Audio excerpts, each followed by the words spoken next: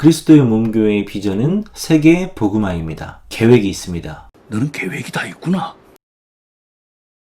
네, 안녕하십니까. 교회의 척일기 김도훈입니다. 반갑습니다. 오늘 영상에서는 그리스도의 몸교회의 비전에 대해서 함께 나눠보도록 하겠습니다. 얼마 전 영상 개척교회의 철학 10가지 중에서도 교회의 비전을 간단하게 나눴었죠. 그때 말했던 것처럼 그리스도의 몸교회의 비전은 세계 복음화입니다. 근데 이 워딩 자체가 딱 봐도 뜬구름 잡는 이야기 같고 너무 허황된 것 같고 그런 느낌이 좀 드실 수 있어요. 그러다 보니까 이 비전 자체가 굉장히 형식적인 워딩이라고 생각하실 수도 있을 것 같습니다. 하지만 여기에는 다 성경적인 성경을 기반으로 한 계획이 있습니다. 너는 계획이 다 있구나. 자, 그럼 세계 복음화를 향한 구체적인 전략 지금부터 시작하도록 하겠습니다. 먼저 이론적인 부분부터 말씀드리겠습니다. 어렸을 때 다녔던 교회 표어 중에 기억나는 게 있어요. 바로 절대 배가라는 말입니다. 그 당시에는 이 말이 무슨 말인지 잘 몰랐거든요. 그 당시에 연재되고 있었던 만화 중에 베가본드라는 만화가 있었거든요. 그래서 그 베가인가?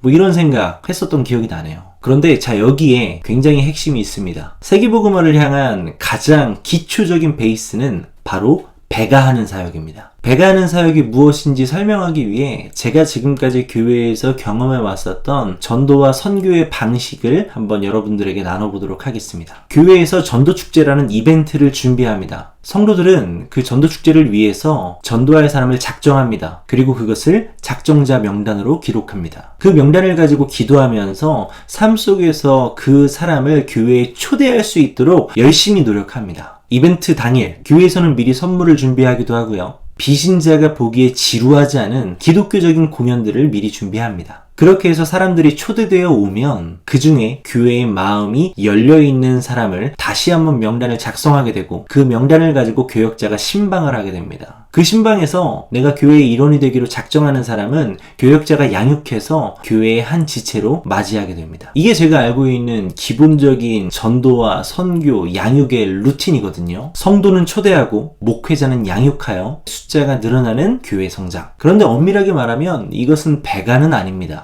왜냐하면 양육하고 한 명의 제자를 세워내는 그 일을요, 소수의 정해진 사람이 하기 때문입니다. 저는 이것을 더하는 사역이라고 생각합니다. 이렇게 예를 들면 빠를 것 같습니다. 한 목회자가 있다고 생각을 해볼게요. 이 목회자는 굉장히 능력이 있습니다. 말도 잘하고 설득력도 있고 성품도 굉장히 훌륭합니다. 이런 목회자가 1년에 365일 매일매일 한 명의 제자를 양육하여 세워낸다라고 생각해 보겠습니다. 만약에 그렇게 양육이 진행된다고 하면 1년이면 365명의 제자가 양성될 겁니다. 2년이면 730명이 양성되겠죠. 3년이면 1095명, 4년이면 1460명, 5년이면 1825명, 그렇게 10년이면 3650명, 20년이면 7300명이 되겠죠. 숫자는 굉장히 빨리 늘어나는 것처럼 보입니다. 하지만 이것은 배가하는 사역은 아닙니다. 물론 그 안에는 부교역자들도 있을 것이고 양육을 담당하는 부서도 있을 것입니다. 그렇게 되면 이 루틴이 좀 더 활발하고 빠르게 진행될 수는 있겠네요. 하지만 모든 성도가 양육하는 일은 아니게 됩니다.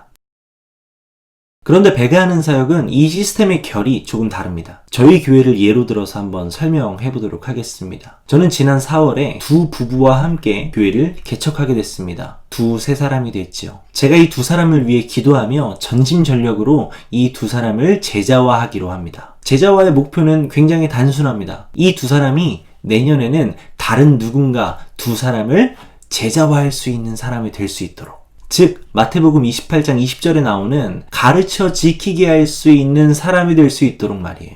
단순하게 목표점을 딱 거기에 두는 거예요. 내가 이 사람에게 가르쳐 지키게 하고 그 사람이 내년에는 누군가에게 가르쳐 지키게 할 수 있다면, 그래서 예수님의 제자가 된 저희 세 사람이 내년에는 각자 삶 속에서 두 사람의 합당한 자를 찾아 제자화하기를 시작합니다. 그럼 어떻게 될까요? 2년 차에는 9명이 될 겁니다. 자, 그렇게 3년 차가 됩니다. 27명. 4년 차에는 81명. 5년 차에는 243명. 자, 이쯤에서 표를 보면서 한번 비교해 보도록 하겠습니다. 5년 차에 보면 굉장히 큰 차이가 납니다. 자, 그런데 7년 차가 되면 이젠 이 숫자가 비등비등해졌죠. 자, 그런데 8년 차엔 배가하는 사역이 더하는 사역을 넘어서게 됩니다. 물론 이론에 근거한 숫자죠. 그런데 다소 허황돼 보이는 이 이론에 의하면 21년째 되는 해 104억 6천 35만 3천 203명, 숫자 어렵네요. 100억 명을 돌파하게 되죠. 세계 인구를 넘어서게 되는 겁니다. 즉 세계 복음화가 완료되는 거죠. 여러분 들으시기에 너무 이상적인가요? 맞습니다. 이상적인 수치고 계산입니다.